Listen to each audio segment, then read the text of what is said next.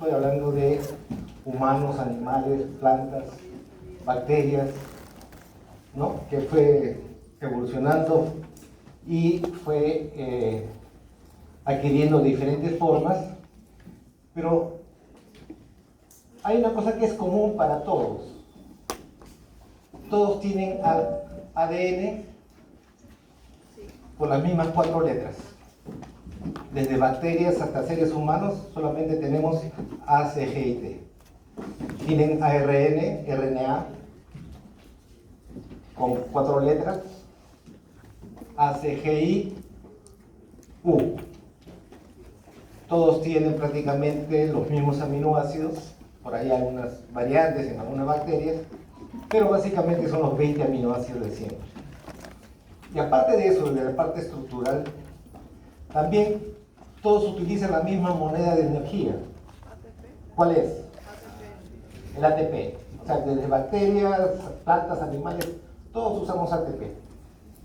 Tienen cadena respiratoria, algunos tienen mitocondrias, otros no tienen mitocondrias, pero utilizan diferentes reacciones que producen ATP. Algunos, no todos, algunos utilizamos el oxígeno, otros usan azufre, diferentes estrategias, pero digamos, el principio es el mismo. ¿Okay? Todos tienen replicación. ¿Saben lo que es la replicación? Lo han hecho en primer ciclo, segundo ciclo. Todos producen ARN para expresar los genes, ¿no? El RNA es la copia barata del DNA. Todas pasan esa información a proteínas, que es la traducción, vamos a ver ahí en la última clase, y en cada aspecto todo está regulado. No es que las cosas se hacen como salgan, sino siempre va a haber una regulación. Vamos a ver incluso ahora en la formación de nucleótidos hay una regulación. Bueno, y eso hace que nosotros podamos pasar o hayamos pasado de generación a generación, ¿no? Desde la primera bacteria que ha ido mutando hasta formar los animales o las plantas que somos, ¿no? Actualmente. Y nosotros, de repente no todos nosotros, pero la mayor parte de nosotros va a tener descendencia, ¿no? Y eso se da en los genes. Nosotros tenemos un adulto, se calcula que alrededor de 3 por 10 a la 14 células. Y todas esas células aparecieron en la primera célula que hubo, ¿no? Ustedes no se acuerdan, pero sus papás sí, probablemente, ¿no? En la etapa de la fecundación. ¿Okay? Esa primera célula da esta cantidad de células para un adulto, y se supone que en 60 años tenemos alrededor de 3 por 10 a la 23 células. ¿Pueden imaginar cuánto es eso? Evidentemente 10 por seguido de 23 ceros, ¿no? Bastante.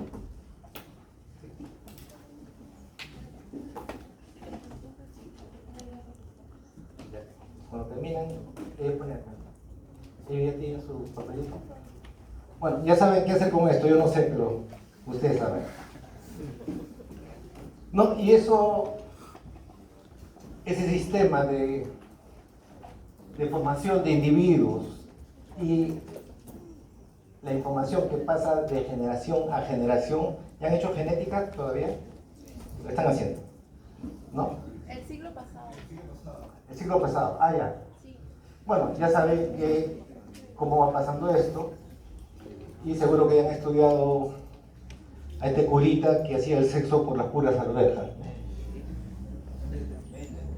que dio lo que nosotros ahora le decimos leyes, pero él no sabía que eran cosas que se repetían a través de las diferentes generaciones. Bueno, ¿saben lo que es el nucleótido? ¿Han hecho eso?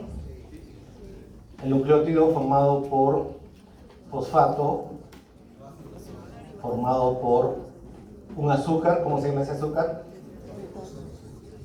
Ribosa o desoxirribosa, dependiendo si es DNA o sRNA. ¿Ok? Y en este caso es importante, este es el nucleótido, tiene las tres partes: la base nitrogenada, el azúcar, ribosa, desoxirribosa, dependiendo, y el fósforo. Ese es el nucleótido. Si le quitas el fósforo, es nucleósido. ¿Ok? Si le quitas el azúcar, es la base nitrogenada. Está claro esto, ¿no es cierto? Esto están repitiendo lo que ya normalmente ya saben. Esto no sé si lo hicieron en clase, pero esta es pregunta de examen probablemente. La ribosa es un azúcar de 5 carbonos. ¿Ok? Quiero que me aprendan de memoria 4 carbonos. El carbono 1 es donde va la base nitrogenada. ¿Ok? El carbono 2 va a determinar si es ribosa o desoxirribosa. Ese carbono 2 tiene HUOH. ¿Ok? Si es H es desoxi, sin oxi, desoxirribosa. Si es OH es la ribosa. ¿Está claro esto? El carbono 3 y el carbono 5, imagínense como es como un Lego. Ustedes han aprendido que el DNA crece de 5' a 3'. ¿Sí? ¿Eso lo han visto? Ya. Imagínense al nucleótido como un Lego,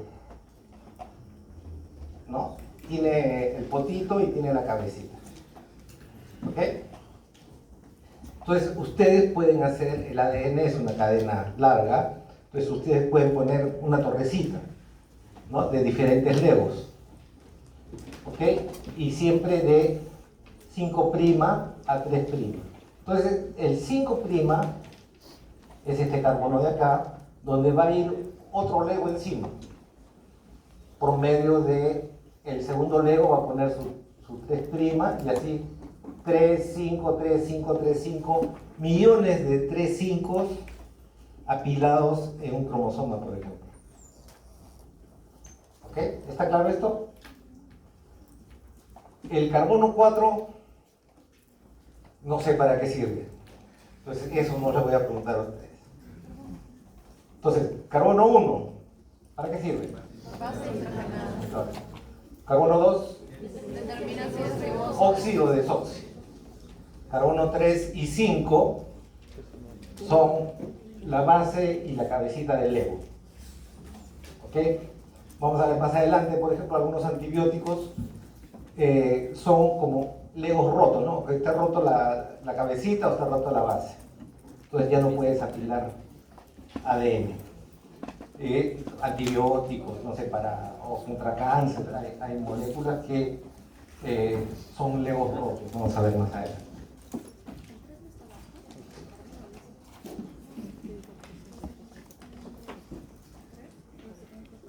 Las bases nitrogenadas son de dos tipos que ustedes ya conocen. Ustedes en la academia han hecho agua pura, ¿no? ¿Se acuerdan? ¿Alguien no ha hecho en la academia? Pero es una norma, un truco mnemotécnico, ¿no? O sea, para acordarse. Agua pura, ¿qué quiere decir? Adenina y guanina son purinas. Bueno, el resto, pirimidinas, ¿no? C, G, perdón, C, T y U son pirimidinas. A y G son purinas. ¿Ok? Las purinas son las más grandes, tienen 2 ciclos de carbono y nitrógeno, bases nitrogenadas, ¿no? Y lo que quiero llamar la atención es que entre ellas se parecen mucho. Cuando hablemos de mutaciones vamos a ver que a veces parecerse mucho puede ser un problema, ¿no? Por ejemplo, este es el radical amina NH2 y a veces por circunstancias X ese radical amina vuela y la célula cree que ya no es adenina sino es una guanina y puede producir una mutación. Igual, si ustedes se dan cuenta, entre timina, citosina o uracilo son muy parecidos. Un cambio, una desaminación o un cambio de carbono puede hacer que alguna de estas citosinas se desamine, por ejemplo, y se parezca mucho a un uracilo o una timina. ¿Okay? Y eso puede producir una mutación. ¿Está claro esto?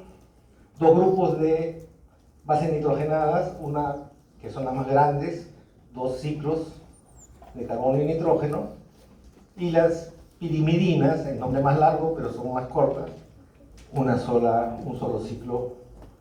Pero entre los dos, tanto las purinas como las pirimidinas se parecen mucho. Ustedes han hablado del AMP cíclico,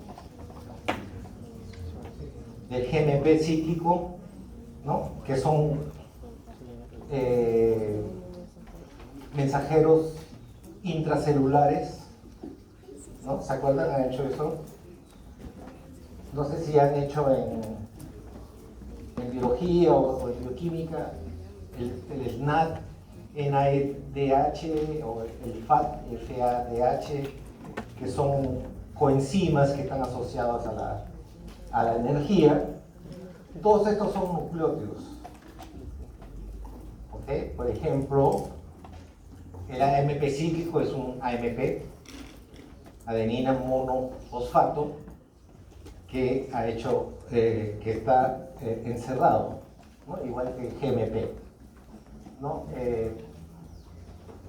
Lo que les quiero decir, adelante, que los nucleótidos no solamente sirven para hacer mensajes genéticos, sea DNA o RNA, sino también están involucrados en otras áreas, ¿no? Hacer lípidos, hacer ATP, energía, etc. ¿Okay? También sirven como hormonas internas dentro de la célula, ¿no? Y así ustedes ven diferentes tipos de actividades que no necesariamente tienen que ver con el mensaje genético.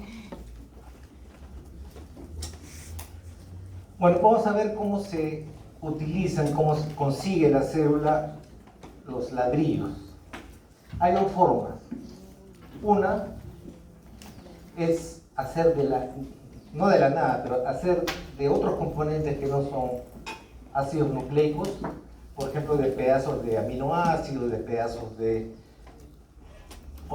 ácido fórmico, de ácido de otros dadores de nitrógeno y de carbono. Vamos a hacer estas bases nitrogenadas, ¿no? O sea, carbono y nitrógenos van a venir de diferentes áreas que no tienen nada que ver con los nucleótidos. Eso se llama de novo, o sea, nuevecito.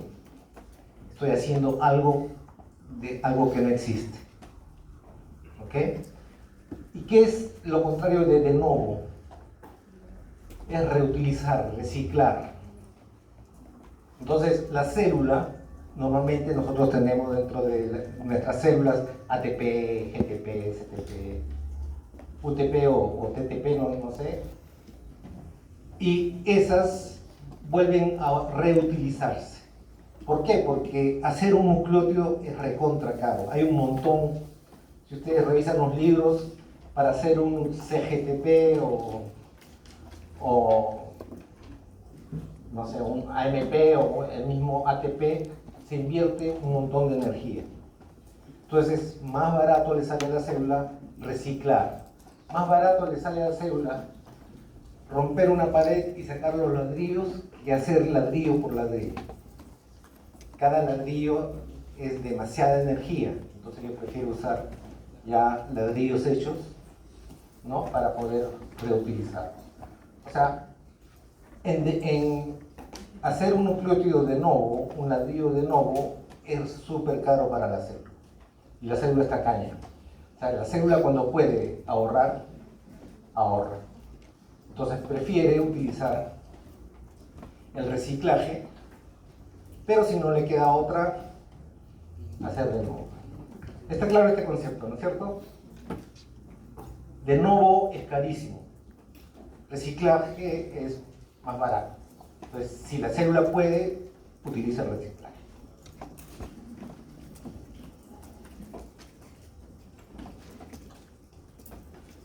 Vamos a ver también que los nucleótidos a veces hay que eliminarlos y a veces hay un problema si no se elimina bien, ¿no? Por ejemplo, van a hablar ustedes en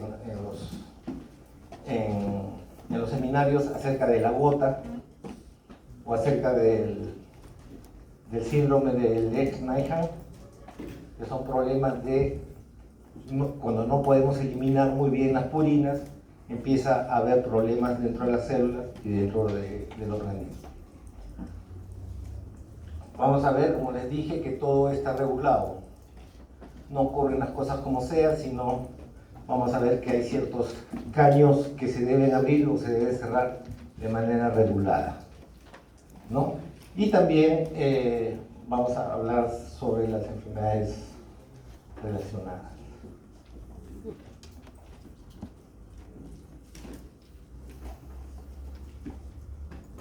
Una de las moléculas más importantes tanto del proceso de novo como el reciclaje es esta molécula que se llama PRPP.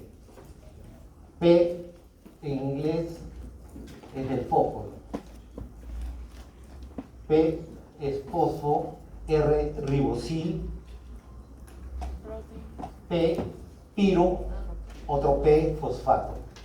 Fosforibosil pirofosfato. Ya en todos los idiomas es PRPP, en castellano también.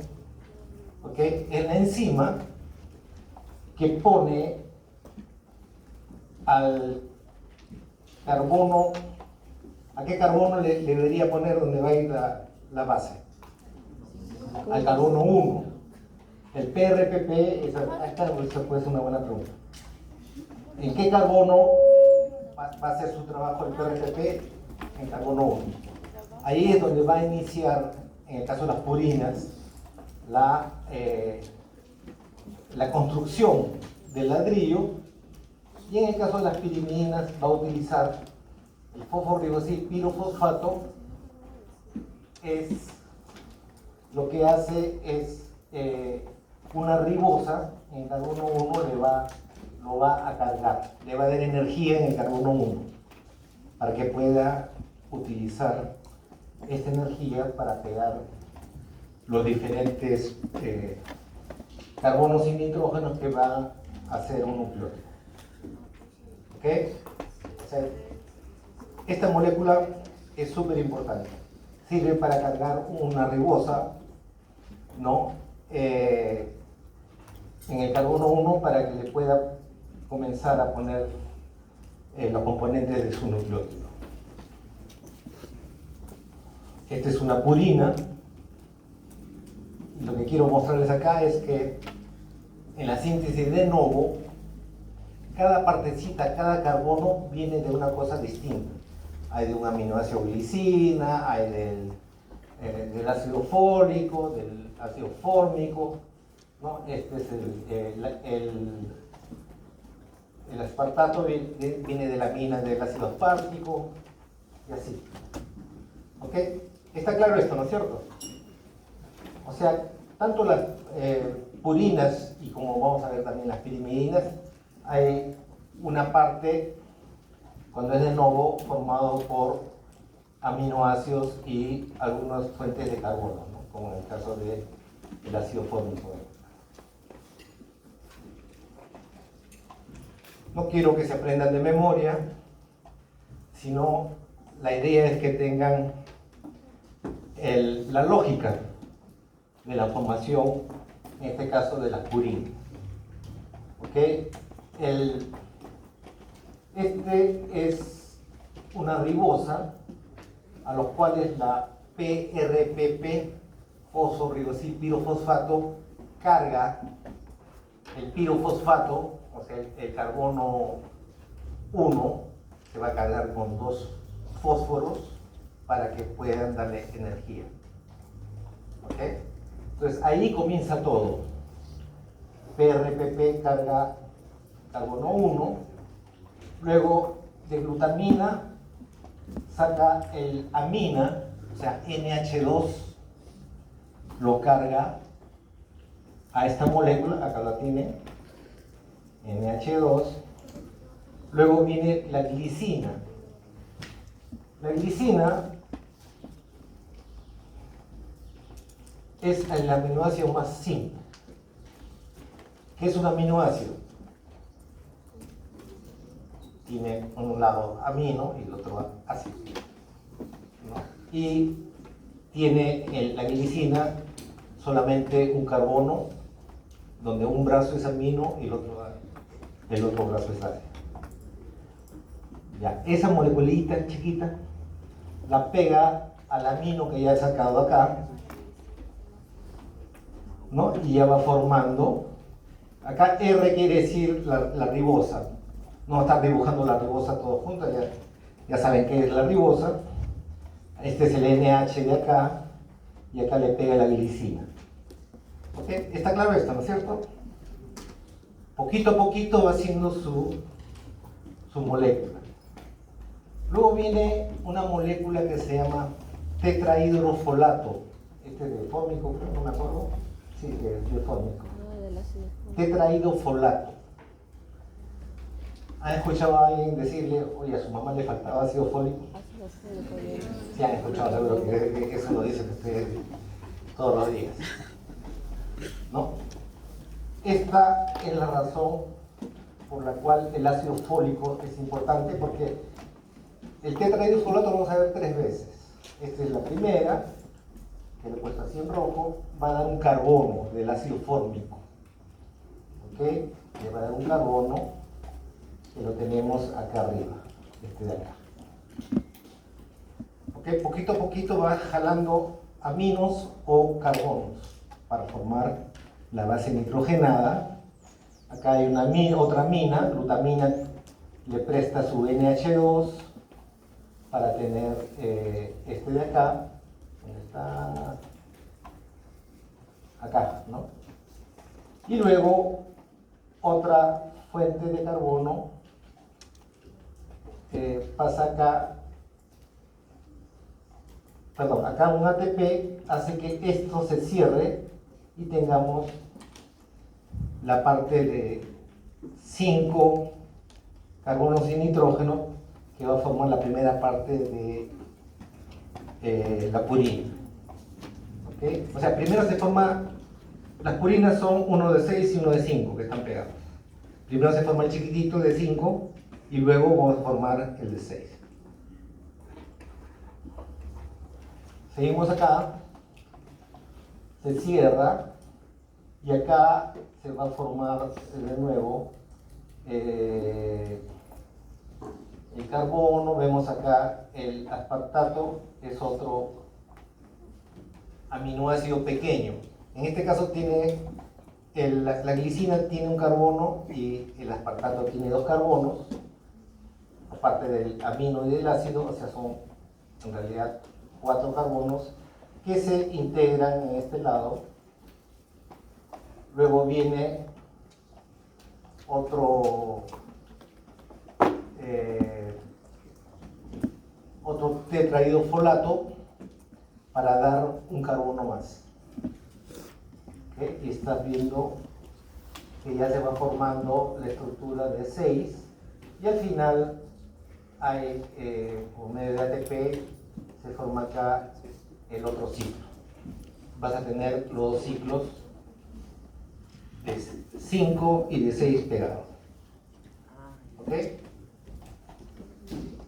Está bien la lógica, ¿no? O sea, lo que les digo no se aprendan de memoria, sino vean, digamos, la línea para poder hacer este tipo de moléculas, ¿no? Moléculas que vienen de algunos aminoácidos, la glicina o del ácido aspartico que presta su NH2, ¿no? Y algunas fuentes de carbono, algunos son aminoácidos completos, otros son, por ejemplo, moléculas que están asociadas al tetrahidrofolato.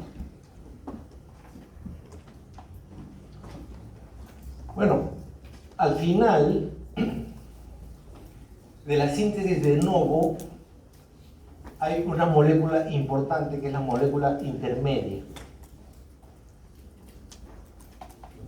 La molécula intermedia es la molécula donde, por un lado, se van a hacer algunos tipos de nucleótidos y si toma la otra vía va a ser otro tipo de nucleótidos. Por un lado, esta molécula se llama IMP, es el intermedio de las purinas. Ese IMP puede seguir por una vía hacia las adeninas y por otra vía hacia las guaninas. ¿Ok? ¿Esto está claro? Es un punto intermedio para hacer guaninas y adeninas. Entonces, esta es una molécula importante. De todas las que tienen que aprenderse, esta es una de las que tienen que saber. Acá tienen el intermedio y ven que dependiendo la necesidad, si hay mucha, vamos a ver más adelante, si hay mucha guanina, el caño se va a abrir hacia las adeninas y viceversa. ¿Ok? Luego van a venir formación de, por ejemplo, adeninas, ADP, ATP. ¿Cuál es el ATP? La molécula de la moneda de energía, ¿no? de la célula, y también por el otro lado se va a formar derivados de guanina, ¿no? GMP, GDP, GTP, deoxi, GTP, dependiendo si quieres hacer DNA.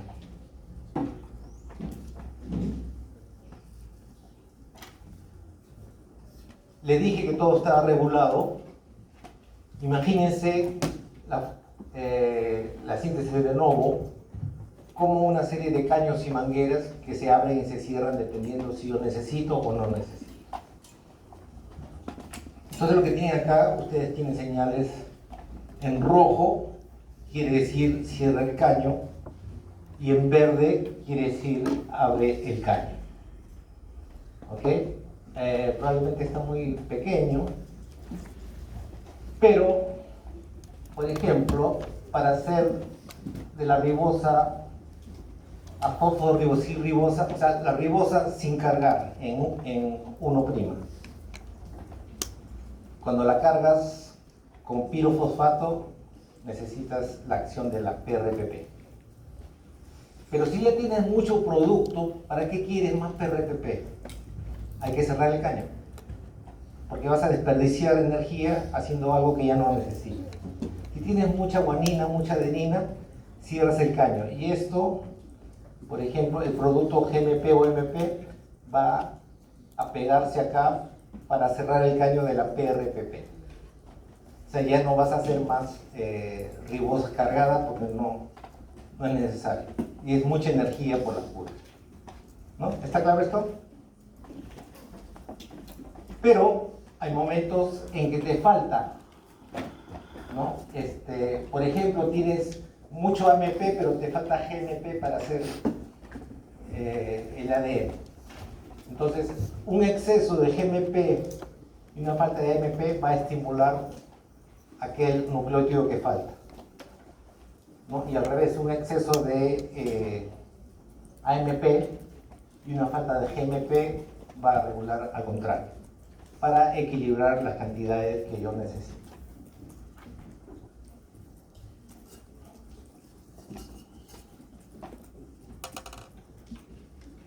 Tener muchos nucleótidos en la célula a veces se vuelven moléculas tóxicas y hay que eliminarlos, sobre todo las purinas. Entonces, hay diferentes formas de eliminarlos. Esto se llama el catabolismo de las purinas. ¿Ok? Ustedes ven que tienen, por ejemplo, estas que van GMP. ¿Qué tiene el GMP? Tiene guanina, Monofosfato. tiene ribosa y tiene fosfato. ¿Ok? Yo quiero eliminarlos. Entonces vamos sacando el fosfato, vamos sacando la ribosa y luego eliminamos la base nitrogenada. ¿Ok? Entonces, acá de GMP sacamos el fosfato y tenemos el nucleósido. ¿Ok? Guanosina, sin fosfato. Luego le sacamos el azúcar, ¿no? Y tenemos la base nitrogenada. Estas bases nitrogenadas, igual pasa acá en el AMP, también le sacamos la ribosa, le sacamos el fosfato, la ribosa, y incluso acá hay una eliminación de un NH, en este caso 4, un nitrógeno, y se vuelve la molécula inosina, ¿no? Que por diferentes vías se va a convertir en esta molécula que se llama santina.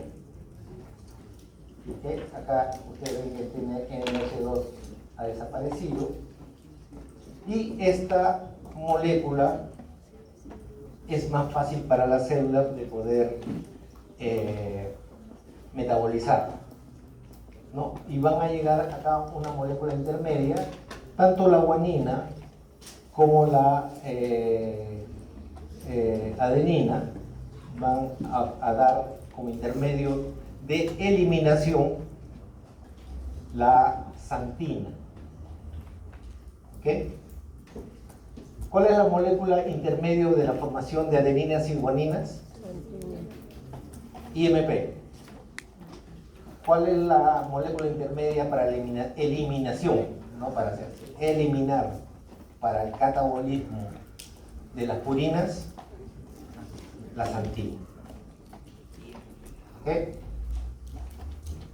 En ambos casos, esta santina va a tener de acá santina, y de acá de santina se va a formar ácido úrico. Todo hecho por una enzima que se llama santina oxidasa. ¿Okay? El producto final de la eliminación del catabolismo es el ácido úrico. Entonces, el ácido úrico es un ácido un poquito molesto para la célula porque no es muy soluble. Y peor todavía, el ácido úrico forma sales rápidamente, urato. Y ese urato sí es mucho más fastidioso que el propio ácido úrico. El ácido úrico es una molécula que no es fácil de ser soluble. ¿Okay? Entonces, estas moléculas, los uratos por ejemplo, empiezan a acumularse en las diferentes células. Y por ejemplo, uno de los sitios donde pasa mucho las purinas son los riñones. Ustedes han escuchado de los cálculos renales producidos por ácido úrico, por uratos. ¿No?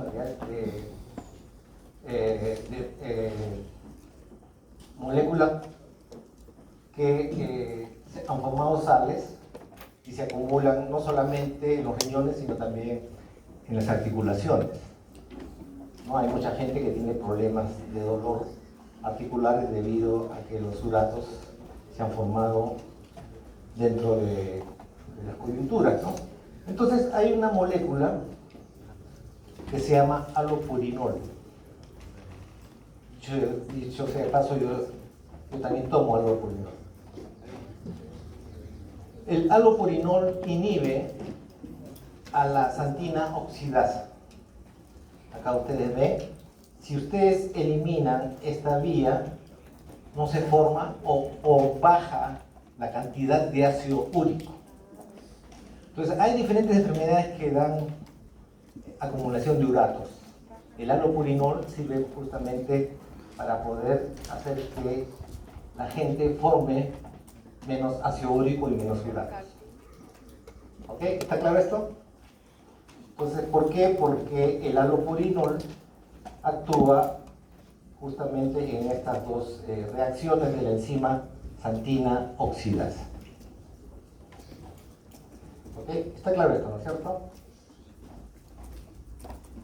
Bueno, entonces hemos visto cómo hacemos un nuevo nucleótido purina a partir de pedacitos de aminoácidos o de ácido fólico o de algunos ácido fórmico, etc. También hemos visto cómo nos deshacemos cuando ya no necesitamos, pues están malogradas, por decir, oxidadas, qué sé yo, estas moléculas las eliminamos por medio del catabolismo que nos va a dar como punto final el ácido úrico. ¿Okay? Entonces, ahora toca ver cuando estamos reutilizando los ladrillos. Okay, hemos botado una pared, pero nos han quedado los ladrillos buenos, hay que reutilizarlos, no tenemos mucha plata. Entonces, hay formas de hacer, por ejemplo, acá ustedes tienen los productos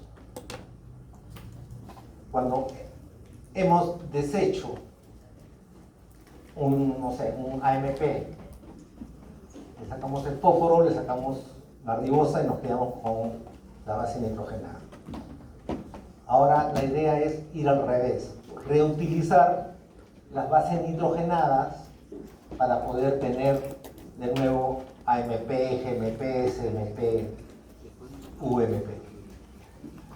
Para esto existen dos enzimas principales que ustedes tienen abajo, donde comienza, acá tienen adenina, tienen la guanina y la hipoxantina, que es un intermediario de la xantina, ¿okay? A los cuales esta enzima APRT es adenosina o adenina fosforibosil transferasa. ¿Qué idea le da fosforibosil? O sea, es una ribosa, es un azúcar con fósforo, al cual mi base nitrogenada yo la voy a pegar y voy a hacer directamente de adenina, voy a tener ANP, porque le pongo el ribosil y le pongo el fósforo. ¿Ok? ¿Está claro esto? Adenosina fosforibosil transferasa. Hay otra enzima, su hermana, que cataliza dos diferentes nucleótidos, hipoxantina, que acuérdense que es un intermediario, y la guanina, ¿no? Esta enzima se llama HGPRT. Hipoxantina, guanina, fosforibosil transferasa. O sea, puede ser hipoxantina o puede ser guanina. Pasa de frente, de abajo, ¿no? Desde abajo pasa a IMP, inosina monofosfato, o guanina monofosfato. Ustedes van a tener un seminario donde hay personas que tienen problemas de HGPRT. Me parece que es de Schneider. Y es un síndrome bastante severo, donde hay problemas de desarrollo intelectual, los chiquitos se comen los dedos o se comen los labios o hay casos dramáticos, por fallas en esta enzima HGPRT. Otra enzima que es interesante acá es la enzima ADA, adenina deaminasa. ¿Qué quiere decir deaminasa? Que estoy quitando un NH2, un amino. ¿Ok? Y esta enzima hace que la adenina o adenosina en este caso cambie a inosina. Y una vez que está como inosina, esto se puede convertir, por ejemplo, en hiposantina y entrar en esta vía. Lo que estamos haciendo es, cuando tenemos demasiada adenina, podemos nosotros empujar la vía para que se forme más guanina o inosina, ¿no? ¿Cuál es el intermediario de las guaninas? Perdón, de las purinas. IMP. Acá lo tienen, ¿no? O sea, a partir de A pueden formar de nuevo IMP, que puede ser para más adeninas o para más guaninas, pero también pueden ir directamente a formar guaninas, ¿no? Porque tienen esta enzima que convierte la A hacia I, ¿no? Y donde pueden hacer a partir de ahí guaninas. ¿Ok? Bueno, estas son, les dejo creo que van a tener más de un seminario que tiene que ver con problemas de estas enzimas, ¿no? ¿Ustedes han escuchado de los niños burbuja? ¿No? Los niños que tienen que vivir en un ambiente súper aislado porque los patógenos que normalmente nosotros tenemos en el aire los pueden matar. No tienen el sistema inmune bastante bajo. Y es, por ejemplo, es una mutación en este gen que cambia de adenina hacia inosina. Si eso no funciona, me parece que son los linfocitos T, me parece, no estoy seguro, que hacen que estas células no se formen, porque les faltan los ladrillos, ¿okay? Y hacen que estos niños pierdan prácticamente su sistema inmune y tengan que vivir, si quieren sobrevivir, en forma aislada.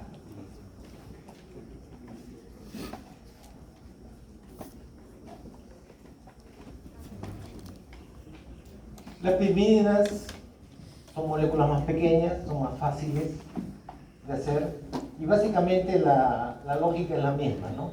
Me presto carbonos y nitrógenos, tanto de diferentes aminoácidos, de algunos ácido fórmico y de tetrahidrofolato. Entonces acá la diferencia entre el primer paso para las purinas era cargar la ribosa con fósforo, ¿no? La fosforibosil pirofosfato. Es el primer paso de las purinas. En las piriminas no, en las piriminas se da prácticamente en la mitad. O sea, el cargar la ribosa pirofosfato no se da al comienzo, sino en medio del proceso.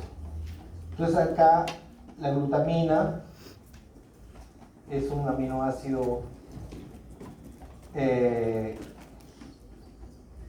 va a prestar acá su lado carbono y nitrógeno para la pirimidina. Ahí todavía no hay ribosas, ¿no? Y luego va a venir otro aminoácido, el ácido aspartico o aspartato, que también va a formar esta estructura, ¿no? Y luego se va a formar un anillo. Y acá recién entra, ven, PRPP. En las purinas, el primer paso es utilizar la fosforilosil pirofosfato, ¿no? La PRPP. Acá lo hace en un sitio intermedio. Acá recién se carga con la ribosa y el fosfato. ¿En qué carbono? 1. Carbono 1. ¿Ok? Entonces ya tienes acá esta molécula que se parece mucho a la pirimidina que se usa. Este es todavía un intermediario, UMP. Y luego, como vimos en las purinas, ¿cuál es el intermedio de las purinas? IMP. En las pirimidinas es la UDP, uridina difosfato. O sea, a partir de la UDP es donde se va a formar el uracilo y la citosina, y en el otro lado es donde se va a formar los derivados de la timina. ¿Okay?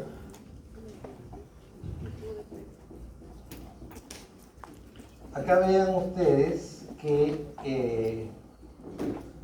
acá ya entra directamente, vamos a ver más adelante, no es una ribosa, sino con una desoxirribosa. Esa D pequeña quiere decir desoxirribosa.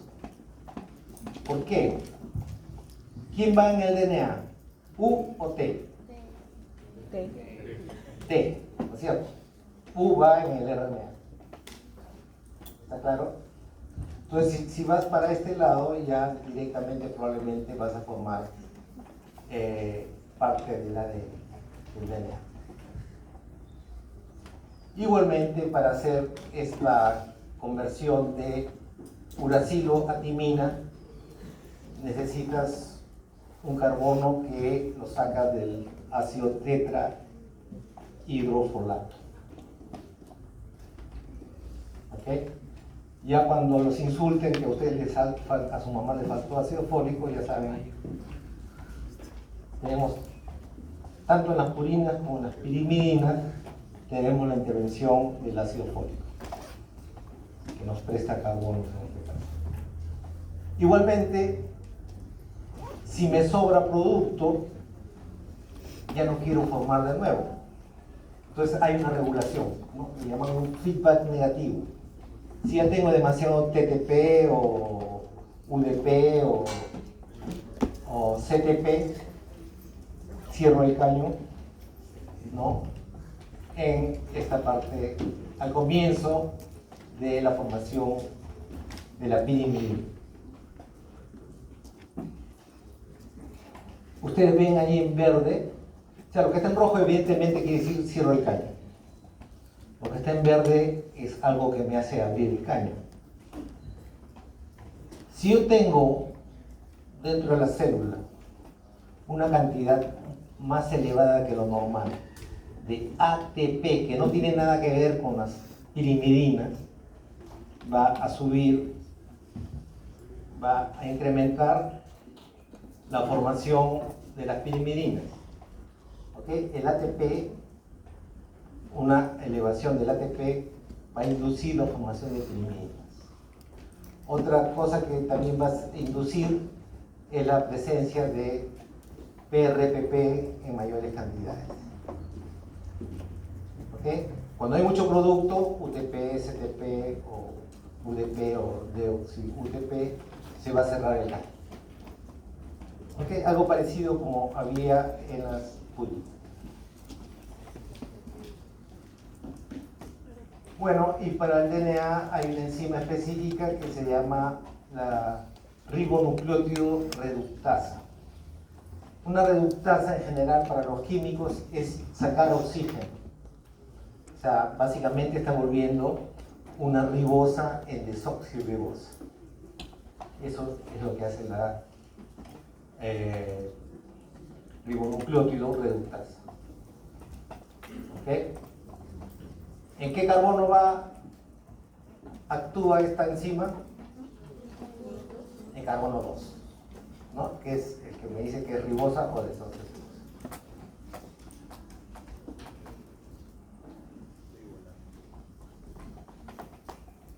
Les dije, ¿no? Si ustedes se ubicaban en los años 40, en los años 50, cuando querían saber o imaginaban cuál era la molécula de la herencia, de la información genética, la gente apostaba, o sea, había lípidos, había azúcares, había ácidos nucleicos, había proteínas. ¿Y cuáles son las moléculas más variadas que se conocen? Son las proteínas, ¿no? Tienen 20 aminoácidos, 1.000.000 de formas de mezclar, no sé, agarren 10 aminoácidos distintos, colóquenlos de manera distinta y tienen un montón de probabilidades para hacer proteínas. Entonces, eso en la mente de los bioquímicos de la época esa era la molécula de la herencia. No sabían cómo hacer, pero era lo que apostaban, ¿no? Los ácidos nucleicos eran como los lípidos, como los azúcares, moléculas aburridas. ¿Cuántos nucleótidos, cuántos ladrillos tienen los ácidos nucleicos? 4. ¿Qué vas a hacer con 4? O sea, en esa época no sabían cómo mezclar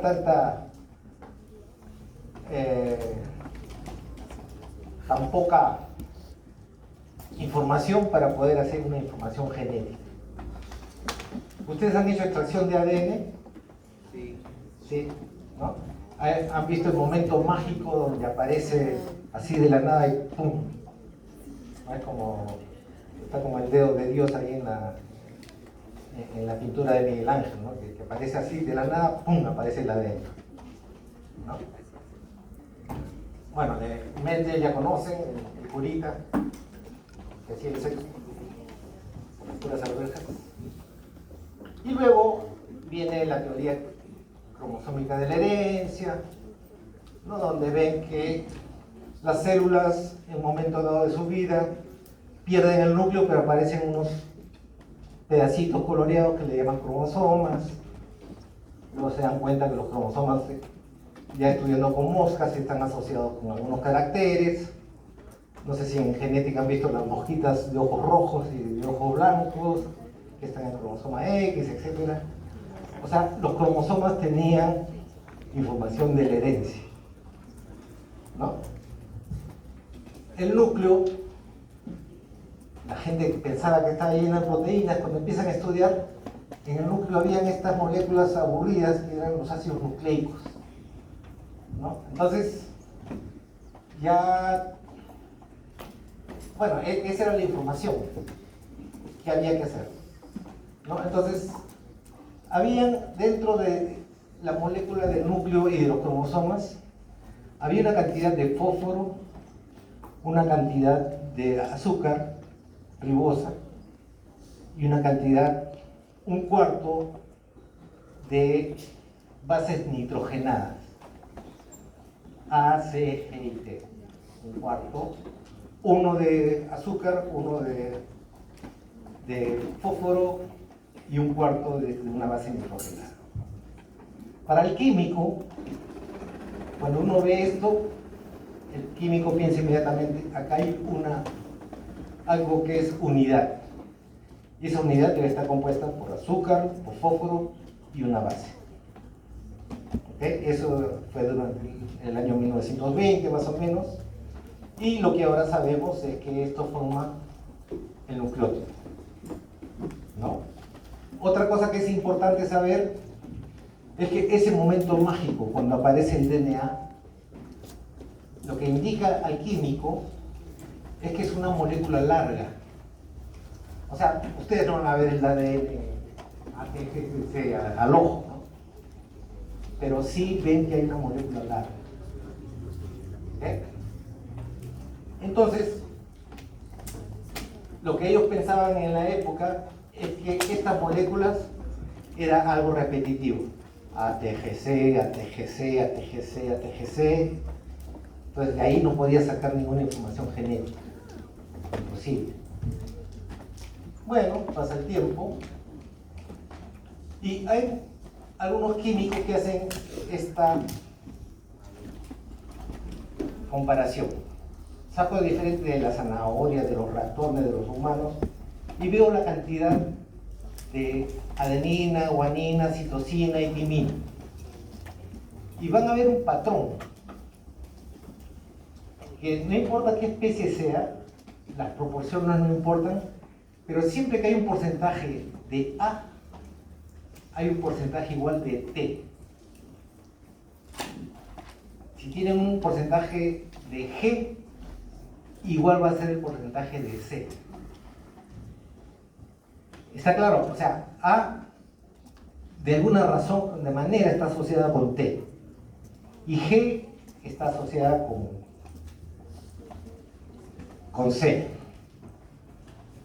¿Está claro? Acá ustedes ven, probablemente. Acá, por ejemplo, en el hombre, A es 30. ¿Y cuál es la que más se parece? T. O sea, para el químico, de alguna manera, A está relacionada con T. En este momento todavía no sabemos cómo están, pero esto han hecho ustedes en biología.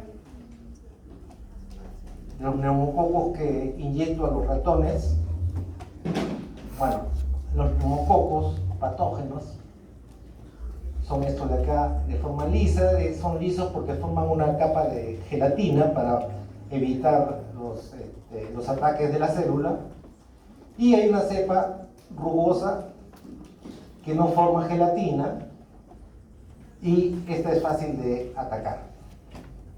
Si yo inyecto estas lisas a ratones, les da neumonía y los mato. ¿Ok? Si yo inyecto a los rugosos, que es fácil de atacar, lo inyecto a los ratones, no les pasa nada. Son igual neumococos, pero que no tienen cobertura de protección y son fáciles de atacar y los ratones no mueren. ¿Está claro esto? Si yo hiervo, mato a las bacterias que producen la neumonía en los ratones y lo mezclo con, las mato, las inyecto, al ratón no le pasa nada. O sea, las bacterias patógenas que causan neumonía, yo las hiervo y las inyecto al ratón no le pasa nada. O sea, he matado al patógeno de alguna manera. ¿Ok? Pero si yo mezclo los cadáveres, por decir, de la bacteria patógena con bacterias vivas, pero que no producen la enfermedad, o sea, estas dos por sí solas no producen enfermedad, esta no produce enfermedad y esta no produce enfermedad. Pero si las junto, mata al ratón. Esa mezcla de las patógenas hervidas, que de por sí no matan, mezcladas con las bacterias que no son patógenas, que por sí no matan, las junto, esas sí matan, esa mezcla. Entonces, durante años, décadas, la gente decía, ¿qué pasa acá? Entonces hablaban de un principio transformante, de algo que transforma a estas bacterias vivas, pero que no son patógenas, con el cadáver de las que son patógenas.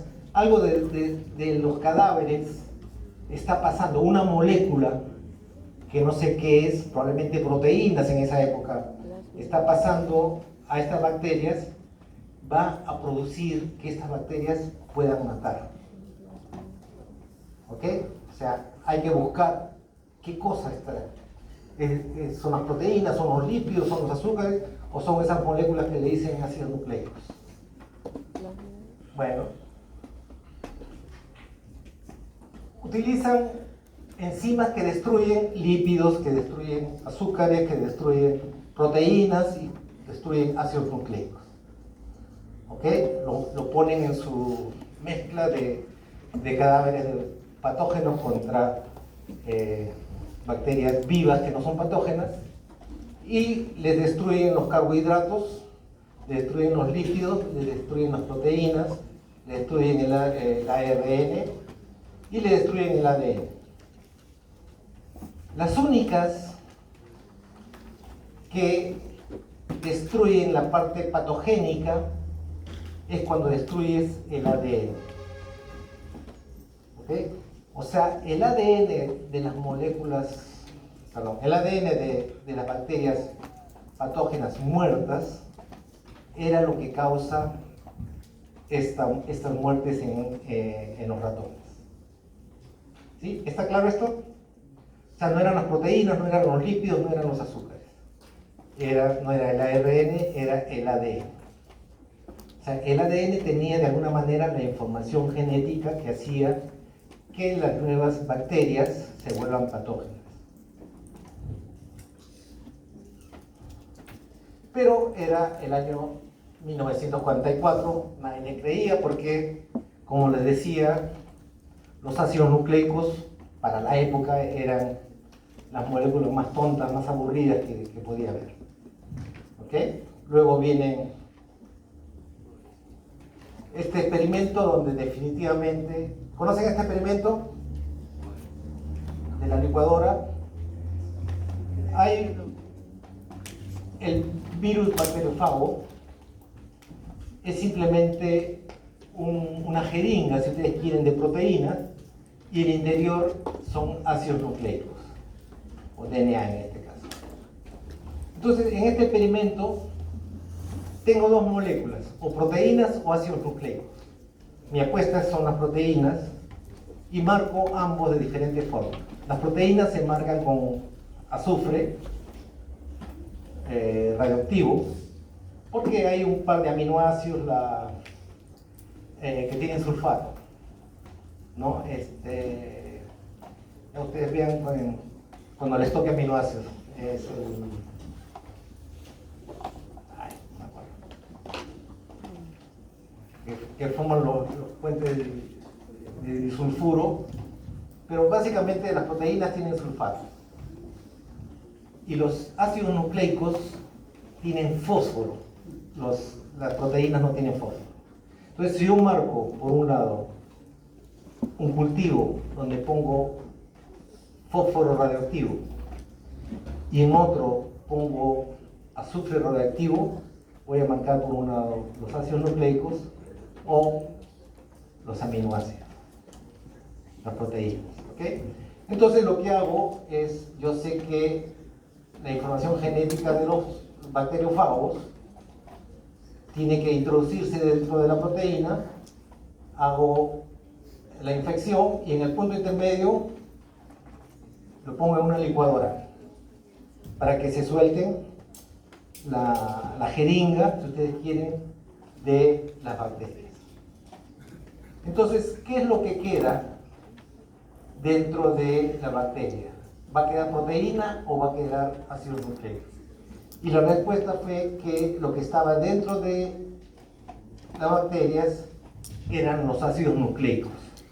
O sea, la información genética del bacteriófago no era proteína, sino ácidos nucleicos. Y este fue el experimento que probó prácticamente que estas moléculas tontas, los ácidos nucleicos, eran los causantes de la información genética. Entonces todo el mundo, alrededor de 20 laboratorios distintos, sabiendo eso, empezaron a estudiar los ácidos nucleicos y ver cómo podía ser esa molécula, la molécula de la herencia genética. ¿Sí conocen a Rosalind Franklin? ¿No? Era la mejor cristalógrafa del ADN, había como 30, ella era la mejor, pero era muy tímida y un poco cerrada. Y ella tiene esta foto famosa, la foto 51, donde debe haber hecho un montón de fotos. La foto 51 es esta que es conocidísima. Lo que hacía ella, el ADN lo estiraba y le pasaba rayos X, ¿no? acá lo estiraba y le pasaba rayos X. Hay un ganchito, este es el ADN, y este rayos X formaba unos patrones. ¿Ok? Este patrón, cuando es en forma de X, lo que le dice al cristalógrafo es que es una molécula helicoidal.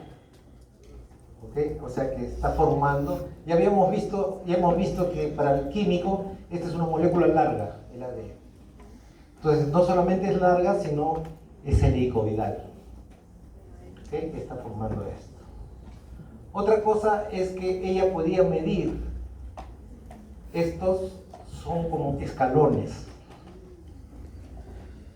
Y se pudo dar cuenta que en cada vuelta había 10 escalones, y entre escalón y escalón hace alrededor de 3.4 nanómetros, y que el diámetro de esta molécula era 20 Armstrong, 2 nanómetros.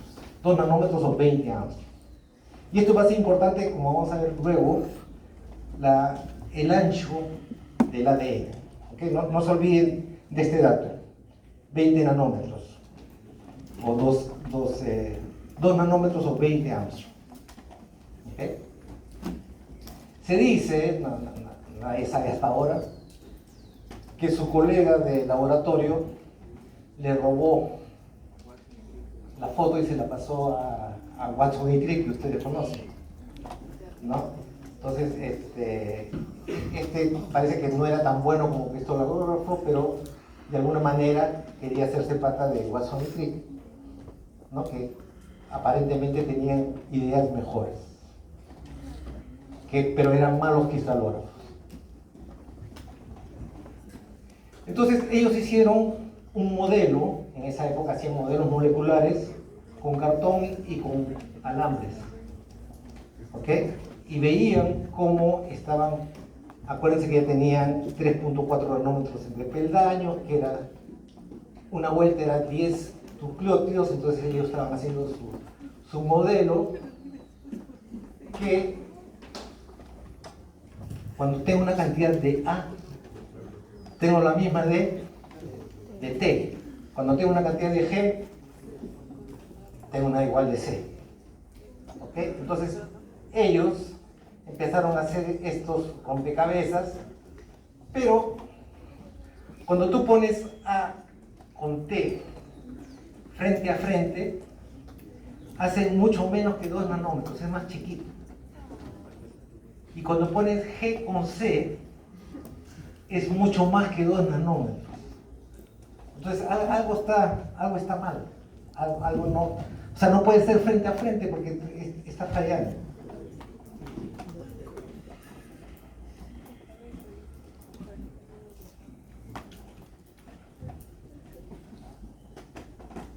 Entonces, si pones frente a frente A con T, es muy pequeño.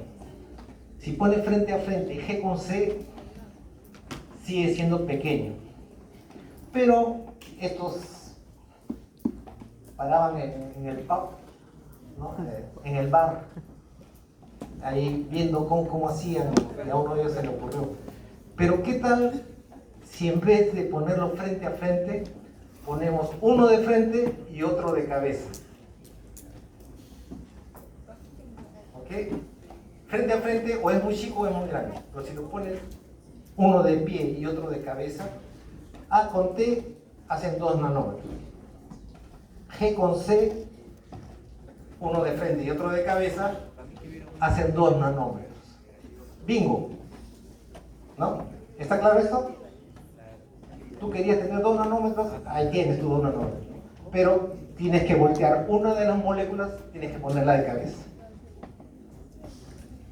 ¿No? Entonces, una va hacia un lado y otra va hacia el otro.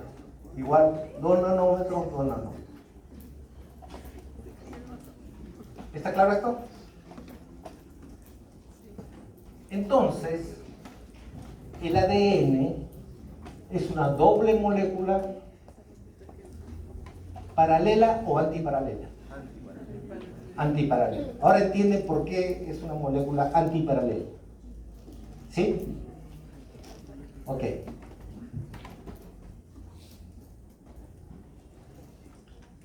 Y la otra parte es que las barandas era súper aburridísimo entre fosfato ribosa o desoxirribosa, fosfato desoxirribosa, fosfato desoxirribosa y así millones de veces en un cromosoma.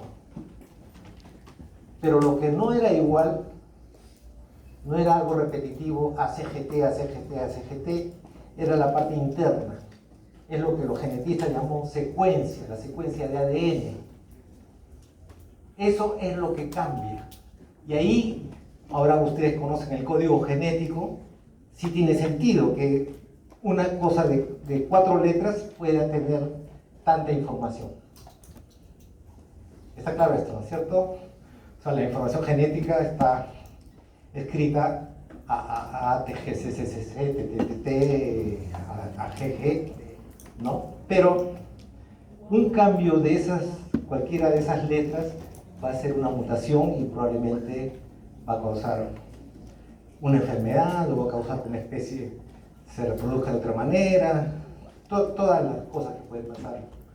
En los 4.500 millones de años que tenemos como seres vivos, ha habido tantos cambios que todavía hay bacterias, y hay seres humanos, y hay plantas, y hay patógenos, etcétera, etcétera. ¿Está claro esto? Entonces, las barandas súper aburridas, ribosa, desoxirribosa, fosfato, desoxirribosa, fosfato. Lo que está en medio, la secuencia, es lo más importante. Y prácticamente toda la información genética está escrita en estas 4 letras, ¿no?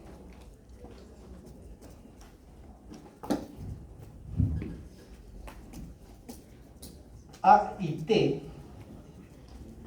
una de cabeza y otra de pie, tienen ¿cuántos enlaces de hidrógeno? 2. G y C, 3. Imagínense que ustedes imagínense que el ADN como un cierre, uno rico en AT y otro rico en GC. ¿Cuál es más fácil de abrir? ¿Por qué? Porque tiene menos enlace de hidrógeno. ¿Ustedes no saben? ¿Tienen idea qué es un enlace de hidrógeno? Difícil de repente, ¿no? Ustedes a veces cuando van a la casa de la abuelita y dicen, ya lava los platos, y ustedes empiezan a llenar ¿cómo se llama? Ahí donde ponen los platos, lo llenan de agua, y a veces hay 2 platos que justo caben ahí uno detrás del otro y no pueden separarlo. ¿Ustedes han usado láminas y laminillas para el microscopio? Ajá, sí. A veces por tacaños quieren recuperar la laminilla y se les rompe, ¿no? Y esa es solamente la fuerza del agua que mantiene a la laminilla y la lámina. Esas son los enlaces de hidrógeno. El scotch que ustedes usan, el tape, no sé cómo le llaman, también son enlaces de hidrógeno, ¿no? Son moléculas ricas en OH. Bueno,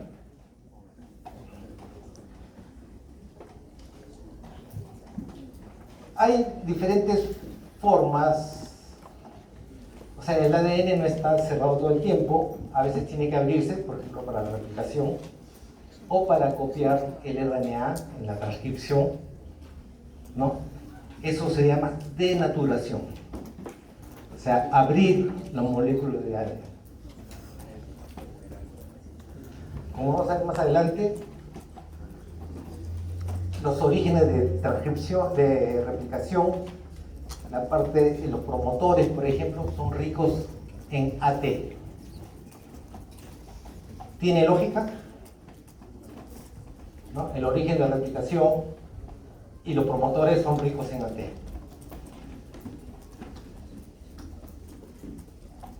Les dejo esa pregunta para que vayan pensando. Cuando el ADN se ha abierto, sea por algunas enzimas que hablen, las helicasas, han hecho replicación, ¿no? En la temperatura también abre el ADN, y algo alcalino, hidróxido de sodio, también abre el ADN, ¿no? Y el proceso inverso, o sea que se ha abierto y vuelve a cerrarte, se llama renaturación. ¿Okay? Otra, ¿ustedes han hecho PCR? ¿O han mencionado PCR en sus clases? Hay una molécula que se llama cebador o primer, ¿no? Ese cebador o primer es una molécula que reconoce dentro de todo el ADN justamente la parte que es complementaria. Es otro concepto que tienen que tener ustedes, la complementariedad de las moléculas del ADN. Siempre frente a una A, ¿qué va? Una T. Frente a una G, una C. ¿Okay? Entonces, todo está escrito en esta secuencia. A, T, G, C, C, T, T, T, A. Todo está escrito en estas 4 letras. El gen, saben lo que es el exón, saben lo que es el intrón, saben lo que es promotor, saben lo que es sitios reguladores, todo está escrito con estas letras. ¿Okay? Un cambio de una letra ha formado una mutación, ¿no? Y tenemos en nuestro genoma 3.200 millones de letras, de alrededor de 20.000 genes más o menos.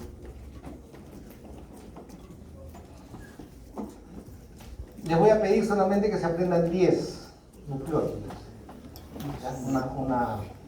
una línea de esto. Esta es la secuencia del gen de la insulina, pero teniendo en cuenta solamente los exones. ¿Okay? Porque si yo pongo los intrones me faltarían páginas. ¿No? Y esto, para que se lo lleven a su casa, porque puede venir en el examen.